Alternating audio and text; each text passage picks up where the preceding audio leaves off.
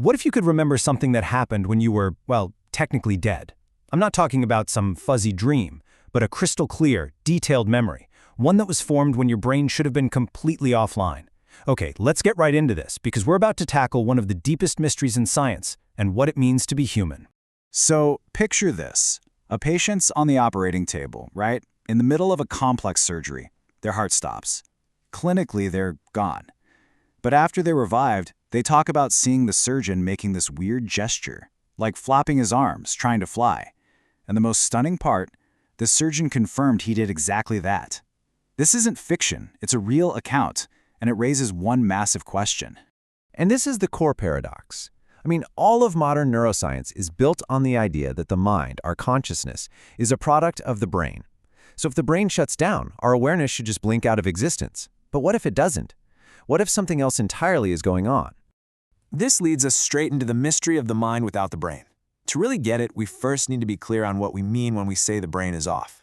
Medically, this is called clinical death. The heart stops, blood flow to the brain stops, and within just 10 to 20 seconds, the EEG, which measures electrical activity in the brain's cortex, goes completely flat.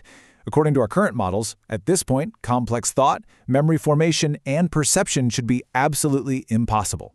So here's the fundamental conflict. The standard hypothesis says consciousness is brain-generated, no brain activity, no mind. And yet, there are thousands of patient testimonies describing incredibly lucid, structured experiences, not just chaos or fading lights. They're reporting accurate perceptions of their surroundings when their brains should have been totally inactive. Of course, stories are one thing, but science demands proof. So how do researchers move beyond just compelling anecdotes to actual verifiable evidence? Well, they look for a very specific type of proof. It's called veridical perception. This is the scientific gold standard for these cases. It basically means a patient reports seeing or hearing something they couldn't possibly have known through normal senses because they were unconscious or clinically dead, and that detail is later confirmed to be 100% accurate. Let's look at a classic example. One of the most famous cases comes from a Dutch study by cardiologist Pim van Lemmel. It involved a man who went into cardiac arrest and was brought into the hospital completely unconscious. So after he was revived, the man complained he couldn't find his dentures. He then told the stunned nurses that during his cardiac arrest, he'd watched from above as one of them removed his dentures and put them in the bottom drawer of an instrument cart. The nurse who did exactly that was, you can imagine, floored. There's just no way he could have known that. But maybe the single most heavily monitored case is that of Pam Reynolds. She underwent a rare brain surgery that required her to be put into a state of hypothermic cardiac arrest. This is about as close as you can get to a controlled laboratory experiment for death. Now what's so incredible here is the level of control. Pam's body temperature was lowered to 60 degrees Fahrenheit. Her heartbeat and breathing were stopped. Her brain was drained of blood, and her EEG was completely flat. And yet she later recounted details like hearing a surgeon say the surgical saw sounded like a dentist drill, and even identified the song Hotel California playing in the OR. Every single detail she reported was confirmed by the medical team. As amazing as those cases are, the evidence pushes the boundaries of our understanding even further. We're now getting into phenomena that are just incredibly difficult for our current scientific models to explain.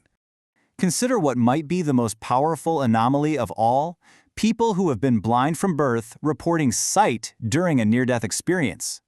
A woman named Vicki Umipeg is a prime example. She had no optic nerves and had never experienced vision in her entire life. This is the ultimate challenge to the standard model. She described leaving her body and seeing the emergency room, her own body, and the doctors for the very first time. She gave accurate descriptions of the scene. If vision is a product of the eyes and the brain's visual cortex, how is this even possible? And then you have the phenomenon of shared NDEs. This is where the experience stops being purely subjective. In these rare cases, a healthy person, a friend or family member at the bedside, actually partakes in some aspect of the dying person's experience, providing a conscious second witness. A powerful example involves a couple, Jan and John Price. Jan suffered a massive heart attack at home. While paramedics were frantically working on her, her husband John, who is completely healthy and conscious, experienced something incredible.